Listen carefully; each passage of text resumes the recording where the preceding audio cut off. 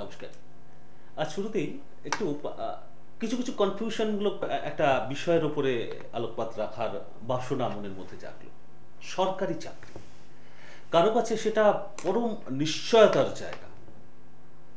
যিনি সরকারি চাকরিজীবী হবেন তার ভবিষ্যৎটা একেবারে সিকিওর হয়ে গেল সুনিশ্চিতভাবে। সেই জন্যেই মানে ক্যান্ডিডেট তিনি নিজেও তো বটেই, তার সাথে তার অভিভাবক অভিভাবিকারা প্রিয়জনরা তারা ভীষণভাবে চান তাদের সন্তান তাদের প্রিয়জন সরকারি চাকরিজীবী হন। আবার এক শ্রেণীর মানুষ আছে, কোন দৃষ্টিভঙ্গিতে বলেন সেটা এখানে মূল বিবেচ্য বিষয় নয়, চরম সমালোচনার জায়গায় পৌঁছে দেন সরকারি চাকরিজীবীদের ক্ষেত্রে। সকলে নিশ্চয়ই নন, কিন্তু অভিযোগের আঙুলটা এইভাবে ওঠে ওই সরকারি চাকরি যারা করে চূড়ান্ত ফাঁকিবাজ হয়। 12টায় অফিসে সে 3টায় নাকি চলে যায়, এইরকম শোনা যায় প্রচলিত কথা। সর্বৈব সত্যি নিশ্চয়ই নয়, কিন্তু কেন এই অভিযোগটা কেন উঠবে? মানে একেবারে আরামদায়ক জীবন সেই সরকারি চাকরিজীবীর পেয়ে যাচ্ছেন, কাজে ফাঁকি দিচ্ছেন, গড়িমসি করছেন, মানে 1 মাসের কাজ 12 মাস লাগিয়ে দিচ্ছেন, এই রকম অভিযোগ আসে কোনো কোনো দপ্তরের ক্ষেত্রে, সরকারি কাজের ক্ষেত্রে। কেন এই মতবাদটাই কেন হবে? যিনি তার ভবিষ্যৎটা সিকিউর করে দিচ্ছেন তিনি কাজের ক্ষেত্রে এত অবহেলা দেখাবেন? আবার এমনও আছেন পূর্ণ মাত্রায়, মানে সরকার বাহাদুর তাকে ছাড়তে চাইছেন না, অবসরের পরেও তাকে এক্সটেনশন দিচ্ছেন কোনো কোনো ক্ষেত্রে। তিনি এতটাই ডেডিকেটেড সরকারি চাকরি করছেন, অর্থাৎ তার ডিউটির প্রতি। তফাৎ এই যে দুটো প্যারালালি, যদি দুটো ধরনের চাকরিজীবীর কথা আমি ধরি সাংকেতিক, একটা তো বোঝা গেল একজন একটু ফাঁকিবাজ হচ্ছে আর একজন খুব নিষ্ঠা সহকারে কাজ করছেন। এখানেই তো বেসিক তফাৎ হয়ে যাচ্ছে। সরকারি চাকরিটা মূল কথা নাকি ম্যান টু ম্যান ভ্যারি করছে, যেটা জাতক জাতিকাদের সেই গ্রহের ফেরে মানুষ ঘোরের সেই অমোঘ সত্যির কথা। সকলে তো সরকারি চাকরি হয় না, কাদের হয়? সরকারি চাকরির পেছনে ছুটতে ছুটতে ছুটতে ছুটতে বয়সটা পেরিয়েই গেল, তবু সরকারি চাকরির আশা ছাড়া যাবে না। কেন এই যে কথাগুলো, মানে অবতারণা এই কারণেই খুব বাস্তবসম্মতভাবে আমাকে আগে ভাবতে হবে, আমাকে আগে গাইডলাইনটা নিতে হবে। সনাতন জ্যোতিষশাস্ত্রের আঙ্গিকে সেটা যদি পণ্ডিত শ্রী অর্পণজির মতো মানুষের কাছ থেকে নিয়ে নেওয়া যায়, আমরা প্রকৃত জায়গাটা বুঝতে পারবো যে কাদের হবে কাদের হবে না, কেন প্রয়োজন সরকারি চাকরি। আপনার কি সেই যোগ্যতা আছে? যোগ্যতা না থেকেও আপনি কি এক্সপেক্ট করছেন? আবার তো অনেকে সেই ব্যাকডোরের এটা ওটা দিয়ে, যাই হোক, ডট ডট ডট ডট, মানে সে প্রসঙ্গে যাচ্ছি না, সেভাবেও তো নাকি হতে পারে। এই সমস্ত কিছু আছে। জ্যোতিষশাস্ত্র কি বলছে, কি বলছেন পণ্ডিত শ্রী অর্পণ, অনবদ্য ব্যাখ্যা একটা এই বিষয়ে কিন্তু আমরা চাই। সকলে তো চাই সরকারি চাকরি, অনেকেই আমরা, কিন্তু চাইলেই কি হয়?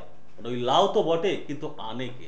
এই বিষয়ে পণ্ডিতজি কি বলছেন, কি আলোকপাত রাখছেন, আসুন সরাসরি তারই হাত ধরি, কারণ তার পাণ্ডিত্যের প্রতি আমাদের অগাধ আস্থা। অবশ্যই এই নির্দিষ্ট বিষয়ে তিনি কি আলোকপাত করছেন মন দিয়ে শুনুন, আশা করি নিশ্চয়ই সেই আশা সেই আস্থাটা বজায়ই থাকবে। তার আগে স্বাগত থাকে। নমস্কার। নমস্কার। সরকারি চাকরি নিয়ে প্রত্যেক বাবা মা এবং যারা ছাত্রছাত্রী তাদের কেরিয়ার গঠনের ক্ষেত্রে একটা বিশেষ প্রাধান্য দেন। তার পেছনের একটা কারণ হচ্ছে স্টেবল ইনকাম, সারা জীবন ইনকাম করার পরে পেনশন পাওয়া, সিকিউরড, এসব চিন্তাভাবনা নিয়েই। কিন্তু জ্যোতিষ মতে সরকারি চাকরি যারা কারা পাবেন কারা পাবেন না এই জিনিসটাকে মাথায় রাখতে হয়। যারা পাবেন না বা যোগ নেই তারা কিন্তু ওটার পেছনে দৌড়ে যে সময়টা নষ্ট করছেন সেই সময়টুকু যদি ব্যবসা বা অন্য কোনো অনুষ্ঠান করেন, অনুষ্ঠান বলছি অন্য কোনো কর্মের দিকে এগোন, প্রাইভেট সেক্টরে আছে, বিভিন্ন রকমের কর্ম আছে, আমার মনে হয় অনেক আগেই প্রতিষ্ঠাটা হয়ে যাবেন। কিন্তু অনেকে পরীক্ষার পর পরীক্ষা দিয়ে যাচ্ছে, হচ্ছে না, কিন্তু তবুও সে তার এই সরকারি চাকরি পেতে হবে এরকম একটা মানসিকতা আছে, সেটা ভালো জিনিস। কিন্তু ভাগ্যটাকে তো একদম ফেলে দেওয়া যাবে না। ভাগ্য কথাটা যখন অভিধানে আছে তাহলে সেই অভিধানের কথার একটা মানেও তো আছে। ডিকশনারিতে তো কথাটা আছে, ভাগ্য, লাক, সেইটা কপালে থাকতে হবে। প্রথম হচ্ছে ইন্ডিয়ান ট্র্যাডিশনাল অ্যাস্ট্রোলজিতে দশমপতি কেন্দ্র কোণপতির সাথে যুক্ততা আর দশমে রবি, মঙ্গল, বুধ, বৃহস্পতি, শুক্র, চন্দ্র, এই গ্রহগুলো খুব বল নিয়ে যদি থাকে, লগ্নপতির শত্রু না হয়, তাহলেই সে স্মুথলি সরকারি চাকরিটা পেতে পারে। এবার দেখা গেল কারো সরকারি চাকরি পাওয়ার মতো মেধা আছে, বিদ্যা আছে, বয়স আছে, কিন্তু তার কর্মস্থানে দশমপতি দুস্থানস্থ, দশম ভাব পাপ গ্রহের দ্বারা দৃষ্ট, বা দশম ভাব পাপ গ্রহের একাধিক সমাহার, তখন কি হবে? সে চেষ্টা করবে, হবে না, চেষ্টা করতেই থাকবে, হবে না। এবার এরকম 5 বছর চেষ্টা করলে, এই 5টা বছর যদি আগে থেকে ইন্ডিয়ান ট্র্যাডিশনাল অ্যাস্ট্রোলজির উপর বিশ্বাস রাখা যায়, তাহলে সে সরকারি চাকরিটা ছাড়াও আরও যে কর্মগুলো আছে সেগুলো যেতে পারে। কিন্তু মানুষ সেটা যাবে না, কারণ মানুষ সেটা বুঝতে চায় না। একটা বিশ্বাস থেকে যায় ভেতরে যে আমি সরকারি চাকরি হয়তো পেতে পারি, ঠিক, আশা তো রাখবি। কিন্তু আশা রাখতে গেলে গ্রহের যোগটা আগে দেখে নিতে হবে। আমি কিন্তু আমার গাইডলাইনটা এরকমভাবেই দেই, যেন ছাত্রছাত্রীরা মাধ্যমিক পাস করার পর সায়েন্স নেবে না, আর্টস নেবে না, কমার্স নেবে, এটার উপর অনেক কিছু নির্ভর করে, অনেক কিছু নির্ভর করে। প্রথমে যেরকম আমি একটা এক্সাম্পল দিই, এই যারা গান দেখবেন, যারা রবীন্দ্রসঙ্গীত, নজরুলগীতি গান বা আধুনিক গান, তাদের সেইভাবেই ভয়েস গ্রুমিং করা থাকে, বা সেইভাবে সেই গানটাই তার ভালো লাগে। কিন্তু তারা কি করেন, ওই আশা লতা জি যারা গেয়ে গেছেন প্রচুর পুরনো গান, বিশেষ রিদমিক্স বা মেলোডিয়াল ফরম্যাট, সেইটা গাইতে অন্যকে দেখে ইচ্ছা করে আপনাদের, সেটা কিন্তু আপনার উচিত হবে না। তার কারণটা হচ্ছে সব কিছুর কিন্তু সাবজেক্ট আছে, সব কিছুর। আপনি যদি আশা ভোসলেকে রবীন্দ্রসঙ্গীত গাইতে দেন, আমাদের পশ্চিমবঙ্গের যারা রবীন্দ্রসঙ্গীত গায় তাদের মতো কিন্তু কোনোদিনই গাইতে পারবে না। আবার আশাজি যে গানটা গায় সেটা কিন্তু পশ্চিমবঙ্গীয় যারা আমাদের, আমি আমার বাংলা দিয়েই বলছি, বাংলার যারা অসংখ্য শিল্পী, সেটাও তো আশা ভোসলের গান গায়, সেটাও কিন্তু আবার হাসি পায়। তার কারণটা হচ্ছে, দেখবেন অধিকাংশ শিল্পী হিন্দি বলতে শেখেনি, হিন্দি গান গাওয়ার প্রবণতা। এটা অদ্ভুত ব্যাপার না? কিরকম সাউন্ডের সাথে গানটা গাইছে, কিন্তু সে ফ্লুয়েন্টলি হিন্দি বলতে পারবে না, তাহলে তার ভাষাজ্ঞান হয়নি, সে গানটাকে নকল করে গান টু গান গাইছে। ঠিক সেরকম পাশের বাড়ির ছেলেটা সরকারি চাকরি পেয়েছে বা করছে, ওইটা দেখে আপনার প্রবণতা হলো, মানে আপনার রসগোল্লা খাওয়া দেখে আমার রসগোল্লায় লোভ হলো, কিন্তু আমি তো 450 পিপি, তেমন আমার মৃত্যু ডেকে আনছি। আমার মেধাও সমান না পাশের বাড়ির ছেলেটার মতো, আমি তাকে দেখে সরকারি চাকরির জন্য প্রস্তুতি নিতে গিয়ে 7-8 বছর নষ্ট করে ফেললাম।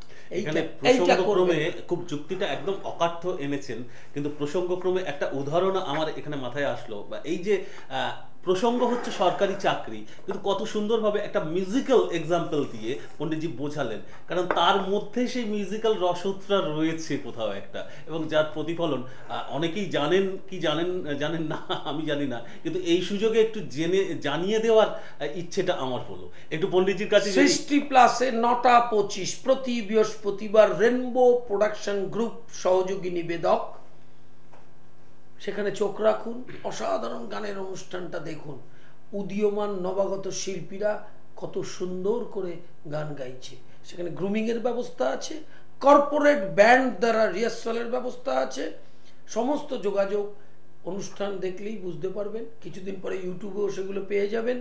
নবাগত শিল্পীরা যাতে প্ল্যাটফর্ম তৈরি করে গান গাওয়ার যেটা পেশায় আনতে পারেন, তার একটা ব্যবস্থা করা হয়েছে। খুব সাকসেসফুল একটা গানের অনুষ্ঠান, এবং সেখানে পণ্ডিতজির অনবদ্য ইনভলভমেন্ট সেটা আরও একবার বুঝিয়ে দেয় যে সঙ্গীতের প্রতি সেই নিষ্ঠাটা, আর সেটা শুধুমাত্র যে সঙ্গীতের প্রতি তা নয়, যে শাস্ত্র নিয়ে তার পথ চলার যে সাবজেক্ট তিনি একবার মনস্থির করেন, সেটার প্রতি এই গভীরতার সাথে, ঠিক যেমন ইন্ডিয়ান ট্র্যাডিশনাল অ্যাস্ট্রোলজি দিয়ে মানুষের কাজে লাগছেন। আজকে যদি মিউজিকের সঙ্গে রিলেট করে আমি কথাটা আনি, যে কারোর মধ্যে সেই গুড সিঙ্গার হওয়ার এবিলিটি, সেই প্রতিভাটা যদি না থাকে, তাহলে কি একজন অ্যাস্ট্রোলজার জোর করে তাকে করিয়ে দিতে পারে? ঠিক সে সমানই সরকারি চাকরি কি জোর করে করিয়ে দেওয়া যেতে পারে? কোনো রেমেডি, প্রতিকার? কোনোভাবে প্রতিকার দিয়ে সরকারি চাকরি করানো যায় না। যেটা যায় সেটা বলি, যোগটা তার থাকতে হবে, কিন্তু যখন সে চেষ্টা করছে তখন দেখা যাচ্ছে ট্রানজিটে কালসর্প, সাড়ে গ্রহণযোগ বা দশা খুব অশুভ, যার জন্য ক্লিক করছে না বা রিটনে পাস করছে না, হচ্ছে না, সেই জায়গাটার প্রতিকার করা যায় কোনো বাধা যদি এসে কিন্তু সেই বাধাটাকে পার করে দেওয়ার রাস্তা আছে, কিন্তু সে পাবে না কোনোদিনও। যোগ আছে রাশিচক্রে সরকারি চাকরি, কিন্তু কোনো জ্যোতিষ যদি বলে যে ওই মুখ করে করাবে, তাহলে সবাই সরকারি চাকরি করত। এটা জ্যোতিষদের একটা পাগলামি, জ্যোতিষদেরও মাথা খারাপ হয়ে গেছে একদম। দেখবেন আপনি টেলিভিশন চ্যানেলে এলোমেলো কথা বলে, এলোমেলো প্রশ্নের উত্তর দেয়, প্রমিনেন্ট আপনি যেটা জানতে চাইছেন সেই উত্তরটা দেখবেন লাইভ ইন ফোন আছে, অনুষ্ঠানগুলো ফলো করবেন, দেখবেন এলোমেলো কথা বলছে। তার দোষ কাটাতে হবে, আরে আগে তো অ্যানালিসিস করতে হবে তার দোষটা কি কি, তার সমস্যা আনছে। কাটানোর ব্যাপারটা পরে আপনি আমাকে দিয়ে কাটালেনই না, আপনি আপনার মতো একজন অন্য জ্যোতিষকে দিয়ে কাটালেন, তাতেই বা কি আসা যায়? সেটা সাথে প্রেডিকশনের সম্পর্কটা কি? প্রেডিকশনটা তো আপনি জানতে চাইছেন আমার ছেলের সরকারি চাকরি হবে কি হবে না, আমি বলবো হবে না, আর যদি হয় তাহলে কখন হবে, একটা প্রশ্ন। 2 নম্বর, তাহলে ও কি করবে? সঙ্গে সঙ্গে আপনার প্রশ্ন এসে যাবে, সরকারি চাকরি তো হচ্ছে না, তাহলে কি হবে? তাহলে বেসরকারি প্রতিষ্ঠানে যাবে না ব্যবসা করবে। ব্যবসা করলে আবার কিসের ব্যবসা করবে? লেপ্তোষকের করবে, না নাটবল্টুর করবে, না আইসক্রিমের করবে, না হোটেলের করবে, না জমির দালালি করবে? সব অল আর জ্যোতিষ বলে দেবে সেটা কি করলে তার মঙ্গল হবে। কিন্তু পণ্ডিতজি এখানে মানে সরকারি চাকরি যাদের পাওয়ার যোগটা আছে তারা ধরুন পেলেন, কিন্তু এমনও তো ঘটে যায় সেই চাকরিটা বজায় রাখতে পারলেন না, সেই সরকারি চাকরি পাওয়ার যোগ একটা সাবজেক্ট, আরেকটা হচ্ছে চাকরি পেয়ে বরখাস্ত হলেন বা থাকলো না, চলে গেল, সেইটা আরেকটা যোগ। সাধারণত যেতে চায় না, তবে খুব অশুভ গ্রহের প্রকোপ যদি রাশিচক্রে থাকে সেক্ষেত্রে কিন্তু স্ক্যান্ডালাস লাইফ হয়, সেক্ষেত্রে চাকরি চলে যেতে পারে, সাসপেন্ড থাকতে পারে, ডিসমিস হতে পারে, অনেকগুলো ফ্যাক্টরি হতে পারে। তার যোগটা আলাদা, তার আবার আলোচনাটাও আলাদা। আমি সাবজেক্ট ওয়াইজ আলোচনা করি, আপনারা জানেন। একদম একদম। আমি কোনো বিষয়ের বাইরে যাব না, কোনো দিনও যাব না। যে কোনো অনুষ্ঠান আমার চোখ রাখবেন, তার মধ্যে বিষয় থাকবে, ব্যাখ্যা থাকবে এবং একটা দর্শন কাজ করবে। নিশ্চয়ই, সেটাই তো আমাদের এই অনুষ্ঠানের মূল বৈশিষ্ট্য। আজকে যখন বন্ধুরাও এইভাবে অপেক্ষা করেন, কারণ তারা তো ভরসাটা রাখেন। আজকে ধরুন অনুষ্ঠানের কথা বাদ দিলাম, মানে এখানে আমি তর্কের খাতিরে বাদ দিচ্ছি, অনুষ্ঠান থেকে যে গাইডলাইনটা পাওয়া যাবে, যেমন অনেকের ধারণা আছে, আর একটা কথা বলি, অনেকের ধারণা আছে, তুমি দেখবে রবি বলবান হলে সরকারি চাকরি হয়, আর রবি যদি অশুভ থাকে তার সরকারি চাকরি হয় না। এটা একটা প্রচলিত কুসংস্কার, একদম প্রচলিত কুসংস্কার। তার মানে রবি তো কার্তিক মাসে নিচস্থ হচ্ছে, তাহলে কি সাধারণ মানুষের কাছে আমি যদি প্রশ্নটা রাখি, কার্তিক মাসে যারা জন্মায় তারা কি কোনোদিন সরকারি চাকরি করে না? বা বিভিন্ন ডিপার্টমেন্টে যে চাকরি করছে সরকারি, তাদের কি কারো কার্তিক মাসে জন্ম নয়? আর যারা বৈশাখ মাসে জন্ম, রবি তুঙ্গি হচ্ছে, রবি পাওয়ারে থাকছে, বা হস্তরেখায় সানলাইন খুব ফ্রেশ, কাটাকাটি বর্জিত, তারা কি প্রত্যেকেই একেবারে সরকারি চাকরি করছে? তাদের প্রত্যেকেরই হওয়া তো উচিত সেই লজিকে। তার 14ই এপ্রিলের পর থেকে যখন পয়লা বৈশাখ, সেই বৈশাখ মাসটায় যারা জন্মগ্রহণ করে তারা সবাই সরকারি চাকরি করে।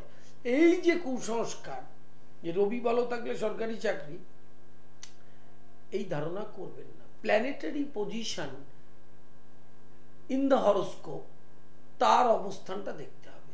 দশমে বৃহস্পতি থাকলে সরকারি চাকরি করতে পারে, দশমে বুধ থাকলে করতে পারে, দশমে চন্দ্র থাকলে করতে পারে।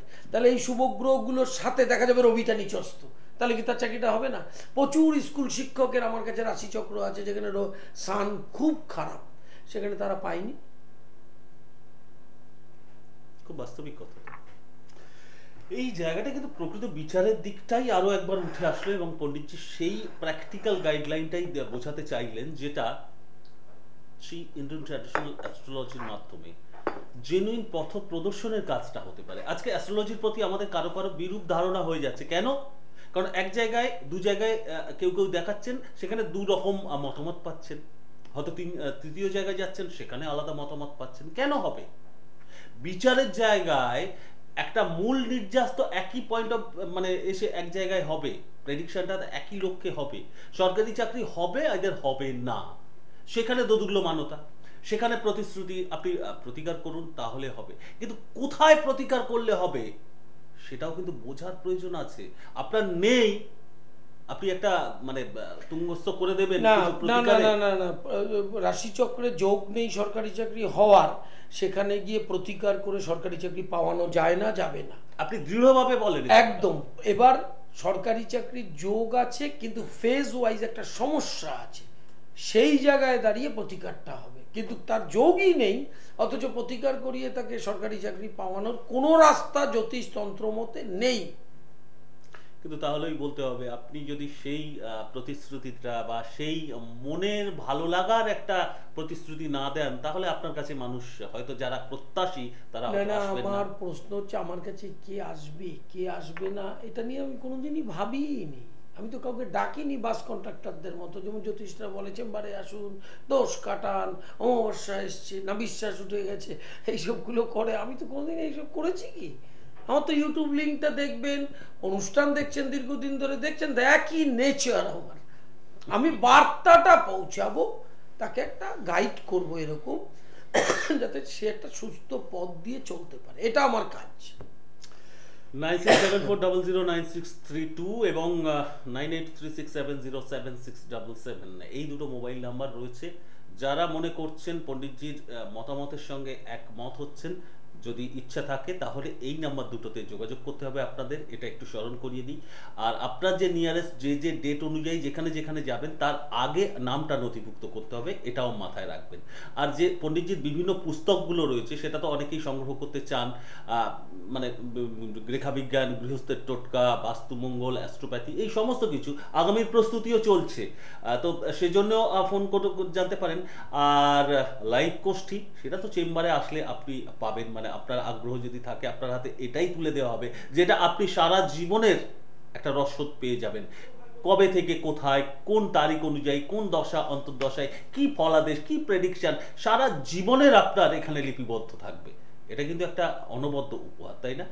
আর যারা রহরা জ্যোতিষ শিক্ষাশ্রমে ভর্তি হতে চাইছেন, অর্থাৎ পণ্ডিতজির এই পাণ্ডিত্যের মতোই অর্জন করা জ্যোতিষশাস্ত্রের প্রতি তারা অর্জন করতে চাইছেন পণ্ডিতজির মাধ্যমে, একটা তাকে আইডল করে আদর্শ করে তো অনেকেই মানে ভাবছেন অ্যাস্ট্রোলজিকে সেই কাছে নেবেন, অ্যাস্ট্রোলজি শিখবেন। তো তাদের জন্য এই দুটো মোবাইল নাম্বার কিন্তু হেল্প করবে। তো যেতে যেতে এই রহরা জ্যোতিষ শিক্ষাশ্রম প্রসঙ্গে একটু দুটো লাইন জেনে নিই, যে সকলে কি এখানে আসতে পারেন? গতকালও 5 জন ভর্তি হলেন, কারণ আমি একদম ধরে ধরে জ্যোতিষটাকে শেখাই, আমি যেভাবে বলছি এইভাবেই শেখাই। এবার সে নিতে পারবে, আমার কাছে জ্যোতিষ শিক্ষাটা গ্রহণ করতে পারবে সে, কিন্তু 2 মাস করেই সে প্র্যাকটিস করবে সেটা কিন্তু হবে না, কারণ এই সামুদ্রিক শাস্ত্র সেটা সম্ভব নয়। সেটা কোথাও একটা পাণ্ডিত্য দেখে সহজেই অনুমেয়। যাই হোক, বেশি কথা দিয়ে নয়, কারণ কাজ দিয়েই তিনি এত বছর ধরে প্রমাণ রেখে চলেছেন যে তার পাণ্ডিত্য কোন পর্যায়ে। যদিও সেটাকে কখনোই তিনি জাহির করতে চান না, কিন্তু মানুষ বোঝেন বলে চলে আসেন, এটাও তো বাস্তবিক।